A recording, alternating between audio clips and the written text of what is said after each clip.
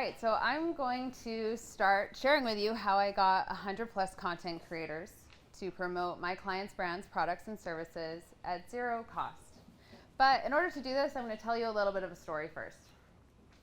Once upon a time, there was this, a canyon motor inn, the eyesore of Revelstoke, BC, and the first thing every tourist saw when they crossed the Columbia River to come into this town. When I saw this picture, I almost panicked. I was like, this is what I have to work with?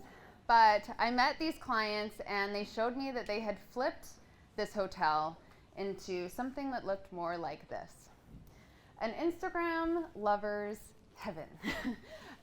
Content creation, I could see, was going to be the game changer for this hotel. But when I met them, they were kind of confused why people weren't just naturally coming, because it was so beautiful and everything about it was just so perfect. And so I told them that they had built this beautiful hotel for the gram. It was stunning. Everything about it was so picture worthy, but no one was coming because they couldn't find them. Their Google wasn't changing. It was still looking like this. Their Yelp and TripAdvisor also were looking like this. And as they were entering tourist season, mountain bike season, no one could find them online. So the only people that knew about them were the locals. So I got the client, and I was super stoked about it, no pun intended. But they told me they had a bunch of photography. They were like, yeah, we got a full Dropbox folder. It's got a bunch of photos. We've spent so much money on content. Like, here you go. And I was like, okay, cool. Like, they probably got great stuff. And then I opened the Dropbox link, and it was pretty empty, full of stock photos, professional photos that were great for a Google page, but the feed was as empty as the hotel rooms were. Everything about it had no vibe, and I had to pull content, and I had to repurpose the same content, which is like, was my social media manager's worst nightmare. They were complaining that there was no engagement. I also could feel that there was no engagement, but I wanted to keep them on as a paying client. So I packed up my dog. Oh, hold on. I booked a room, I packed my dog. I was living in Kelowna at the time, and we went up to the Stoke. And this was when I knew that everything was going to change and that my intuition was right. This place was going to be perfect for content creators to flock.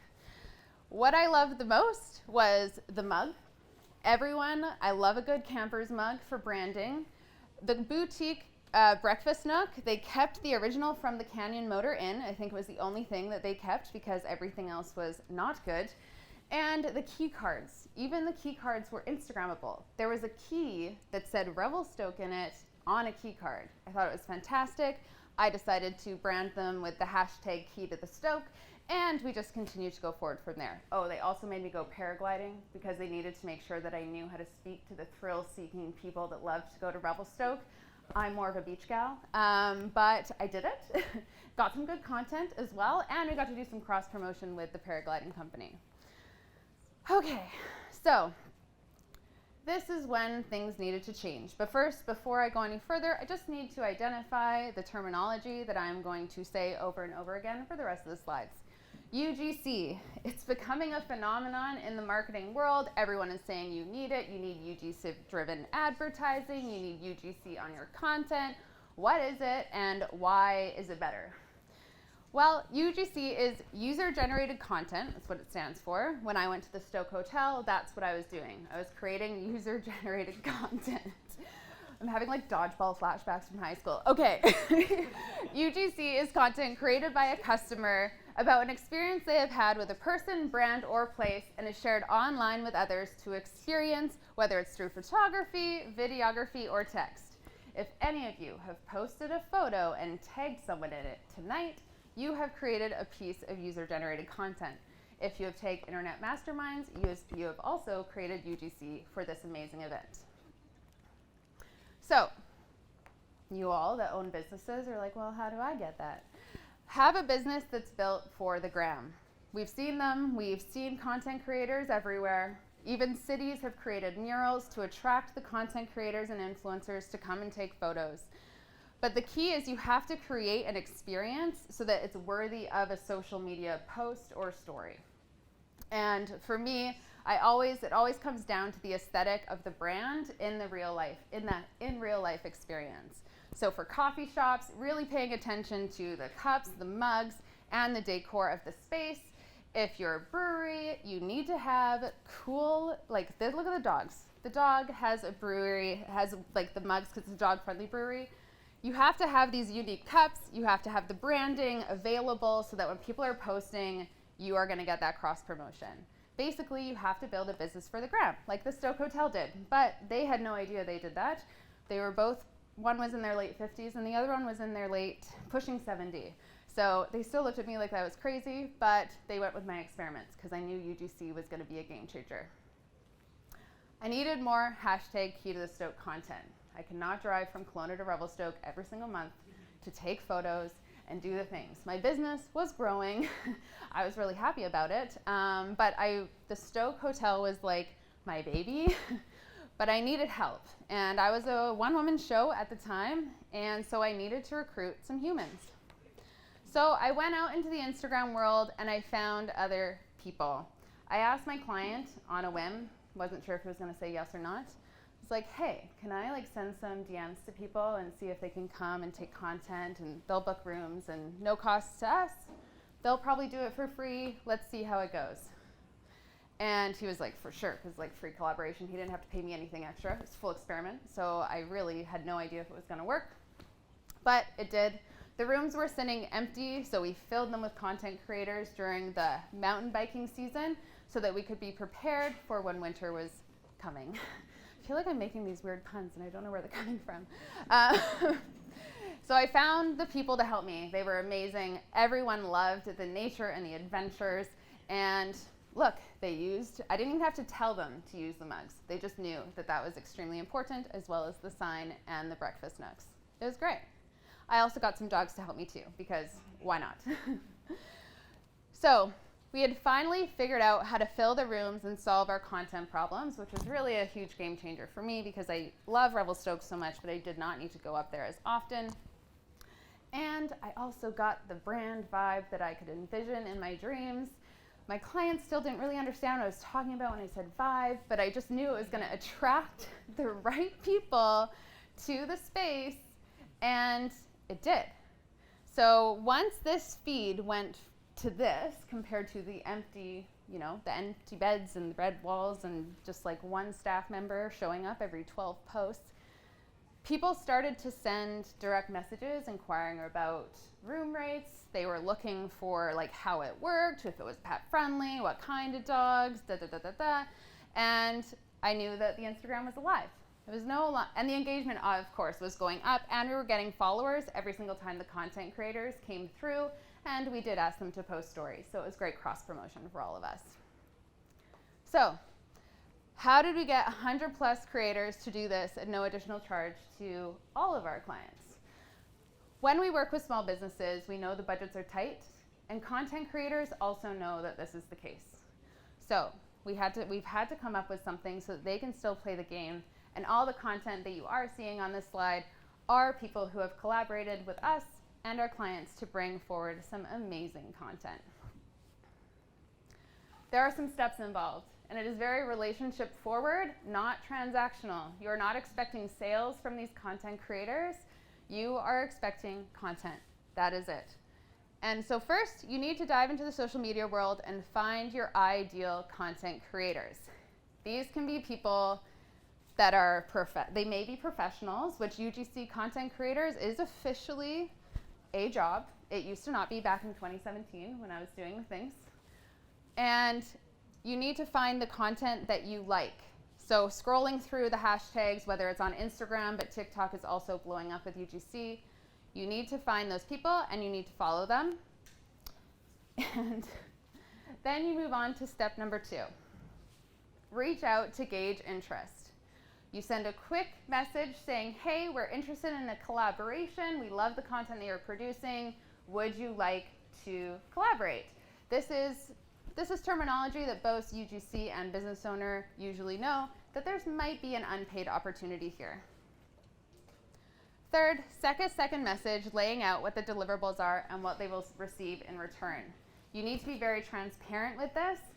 so that they know what's happening and they can decide if they want to move forward within a collaboration. Step number 4, bring the conversation over to email and request a media kit. This is when you've officially both decided that it's going to be a business partnership, whatever that may look like, and if you request a media kit, they may have it, but they may be super new to the industry, so they might not have one yet, and that's okay. No judgment. When you ask, it's just helping them become more professional in their business. And this is something that I always have to tell people: stay open to negotiations. There may be some cold feet. There may be some realizations that it'll take a little bit longer. So just stay flexible and just hold that you are going to respect their value and that they will respect yours as well. And then step number 6, the one that most people are missing in all of influencer marketing and UGC, is having an agreement signed to protect you and the creator. And if you do decide, to go ahead and do paid advertising with these UGCs, you need to make sure those are in the media release agreements, because right now, normally with these reach outs, we're only expecting organic community or organic content for the creation. The benefits of UGC are vast. You get so much more on your social media, and especially Instagram, when you are leveraging this type of marketing. You get diverse perspectives, so you get to see how your clients how your customers experience your brand, instead of just your one track, this is how everyone should experience it. And then customer insights, you get to see what they like, what they don't like. They may not say what they don't like on social media, hopefully, fingers crossed, but they may tell you behind the scenes what they think would be awesome. Viral potential, we have had many UGC reels go viral. And engagement, cost effectiveness, social proof, and above everything else, UGC creates that emotional connection, which is what we're all trying to create when we're navigating our marketing journeys. Emotional connection creates very, very committed brand cheerleaders, which will refer your brand everywhere and will continue to stay loyal to you for as long as they love you. So, UGC, it brings out your brand vibe so that you can attract your ideal audience, and it's not hard when it looks like this. The randomly curated feeds that have the vibe of a brand perform way better, even when someone got a point. When you're running ads, when they land to your organic content, you're fun. And also, when your followers are following, UGC adds a whole different level of energy that keeps people wanting to see more. They want to see which UGC content creator is going to come on next and how they're going to experience the brand. And also, whenever you can get dogs involved, you must. It's always great, as you can see with some of the photos we have shared today. Industries that are leading the way with UGC marketing, you've got a bunch of them, but the biggest one that no matter where I look on the blogs and ChatGPT, they don't mention local businesses.